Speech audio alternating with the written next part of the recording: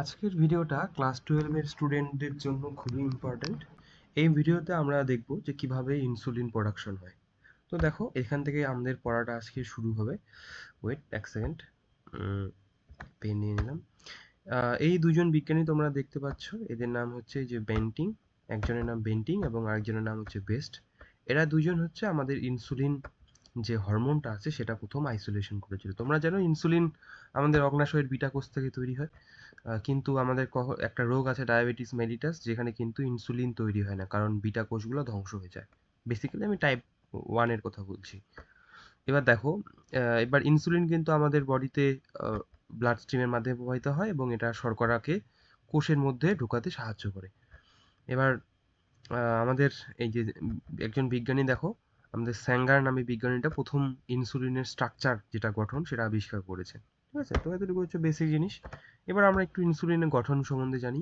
একটা ইনসুলিন, আমরা যে ম্যাচিউর ইনসুলিনটা দেখতে পাই সেটা হচ্ছে এটা 51 অ্যামিনো অ্যাসিড দিয়ে তৈরি। এবং এই এখানে দেখো দুটা চেন আছে, একটাকে এ চেন বলছি এবং আরেকটা হচ্ছে আমাদের বি চেন। এবার এই যে এখানে দেখো, আমাদের এ চেনে কয়টা অ্যামিনো অ্যাসিড আছে? 21টা অ্যামিনো অ্যাসিড আছে। আর বি চেনে আমাদের 30টা অ্যামিনো অ্যাসিড আছে। এবার এবং এছাড়া এই দুইটা চেন আবার ডাইসালফার বন্ধনী দ্বারা দেখো যুক্ত, এই যে ডাইসালফার বন্ধনীগুলো। ঠিক আছে, আর এ চেনের মধ্যে আবার নিজস্ব একটা ডাইসালফার বন্ধনী আছে। এবার ইনসুলিন যে ম্যাচিউর ইনসুলিন, সেটা কিন্তু আমাদের এই প্রো ইনসুলিন থেকে তৈরি হয়। এই ইনসুলিনটা সবার প্রথমে তৈরি হয়, তারপরে সেটা প্রো ইনসুলিনে পরিণত হয়, তারপর আমাদের ম্যাচিউর ইনসুলিন 51টা অ্যামিনো অ্যাসিড যুক্ত সেটা তৈরি হয়। এবার সবার প্রথমে এই যে প্রি ইনসুলিনটা আছে, তার মধ্যে দেখো আলফা চেন, সরি এ চেন, বি চেন এবং একটা সি চেন আছে এক্সট্রা, এবং এছাড়াও একটা সিগন্যাল পেপটাইড আছে। এবার এই সিগন্যাল পেপটাইডটা আমাদের যে প্রিপ্রো ইনসুলিনটাকে আমাদের এন্ডোপ্লাজমিক রেটিকুলামে ঢোকাতে সাহায্য করে। ঠিক আছে, এবার পরবর্তীতে আমাদের এইটা কিছু অংশ কেটে যায় ক্লিভেজ পদ্ধতিতে। এই দেখো আমাদের সিগন্যাল পেপটাইডটা কিন্তু প্রো ইনসুলিনের মধ্যে নেই। আর এখানে দেখো কোনো রকম ডাইসালফার বন্ধনী নেই প্রো ইনসুলিনে, কিন্তু প্রো ইনসুলিনে আমাদের ডাইসালফার বন্ধনী আছে দুটো চেনের মধ্যে, এ এবং বি এর মধ্যে। এবং পরবর্তীতে আবার যখন সি পেপটাইডটা আলাদা হয়ে যায়, আমরা ম্যাচিউর ইনসুলিন পাই, ডাইসালফার বন্ধনী দুইটা এবং এ চেনের মধ্যে নিজস্ব ডাইসালফার বন্ধনী। তাহলে এটা কিন্তু একটা ইম্পর্টেন্ট জায়গা পরীক্ষায়, যে ম্যাচিউর ইনসুলিন আর প্রো ইনসুলিনের মধ্যে ডিফারেন্সটা কোথায়। ঠিক আছে, গেল। তাহলে সি পেপটাইড এখানে নেই, এখানে সি পেপটাইড আমাদের আছে। এরপরে দেখো কিভাবে আমরা ইনসুলিনটা তৈরি করব। এবার মার্কেটে যে সময় আমরা সবার প্রথমে যখন ইনসুলিনটা সম্বন্ধে আমরা জানলাম, আমরা গরু শুকরের আমরা ইনসুলিন ব্যবহার করতাম, কিন্তু এতে অ্যালার্জিক রিয়াকশন হতো, কারণ একটা থেকে তিনটা অ্যামিনো অ্যাসিডের মধ্যে না ডিফারেন্স থাকতো, মানে মানুষের ইনসুলিন আর গরুর ইনসুলিনের মধ্যে। গরুর ইনসুলিনটাকে আমরা বলি বোভাইন ইনসুলিন।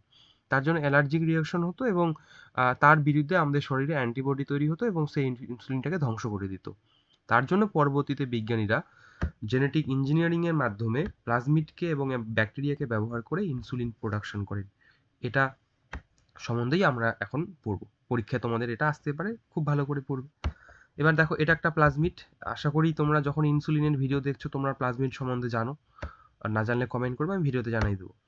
তো এই প্লাজমিডটার মধ্যে আমাদের একটা জিন ইনসার্ট করানো হয়েছে, বিটা গ্যালাক্টোসিডেস, যা বিটা গ্যালাক্টোসিডেস উৎসেচক তৈরি করে, যা ল্যাকটোজকে ভেঙে গ্লুকোজ এবং গ্যালাক্টোজে পরিণত করে। দেখো উভয় ক্ষেত্রেই আমাদের বিটা গ্যালাক্টোসিডেস জিন এবং তার পাশে ইনসুলিনের ইউনিট ইউনিট যে তৈরি হবে তার যে জিন সিকোয়েন্স প্রবেশ করানো হয়েছে, এবং এই পাশে বি পেপটাইডের আমাদের জিনটাকে ইনসার্ট করা হয়েছে। এবং যেহেতু আমরা এটা এক্সপ্রেশন ভেক্টর বানাবো, তার জন্য আমরা প্রোমোটারও অ্যাড করে দিব। প্রোমোটার ছাড়া তো ট্রান্সক্রিপশন হবে না। এছাড়া আমরা এই যে ব্যাকটেরিয়াটার মধ্যে তারপর আমরা এই প্লাজমিডগুলোকে আলাদা আলাদা ব্যাকটেরিয়ার মধ্যে প্রবেশ করাবো, ট্রান্সফর্ম করাবো। এবার ট্রান্সফর্ম হয়েছে কি না সেটা জানার জন্য আমরা জানি অ্যান্টিবায়োটিক রেজিস্ট্যান্স জিন দরকার। যদি অ্যান্টিবায়োটিক রেজিস্ট্যান্স জিনের দ্বারা আমরা চিহ্নিত করি যে প্লাজমিডটা ঠিকঠাক মতো ঢুকলো কি না। এবার এবার যখন নতুন আমাদের কি হবে, প্রোটিন তৈরি হবে, যেহেতু এই বিটা গ্যালাক্টোসিডেজ জিন আর এ ইউনিট আর বিটা গ্যালাক্টোসিড আর বি ইউনিট দুটো একদম পাশাপাশি লাগানো আছে, তো আমরা যে প্রোটিন পাবো তার মধ্যে কিন্তু দুটো সিকোয়েন্সই পাবো। এই দেখো প্রোটিনটার মধ্যে লালটা হচ্ছে বিটা গ্যালাক্টোসিডেজ এবং পার্পেল কালারটা হচ্ছে এ পেপটাইডটা আমাদের।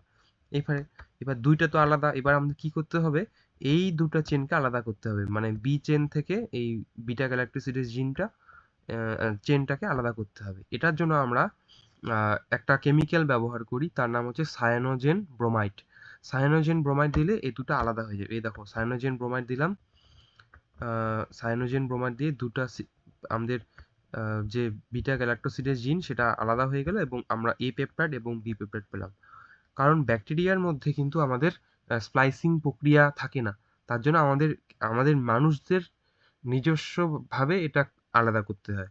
এবার পরবর্তীতে আমরা যদি ডাইসালফার বন্ধনী তৈরি করে দিই তাহলেই আমরা ম্যাচিউর ইনসুলিন পেয়ে যাব।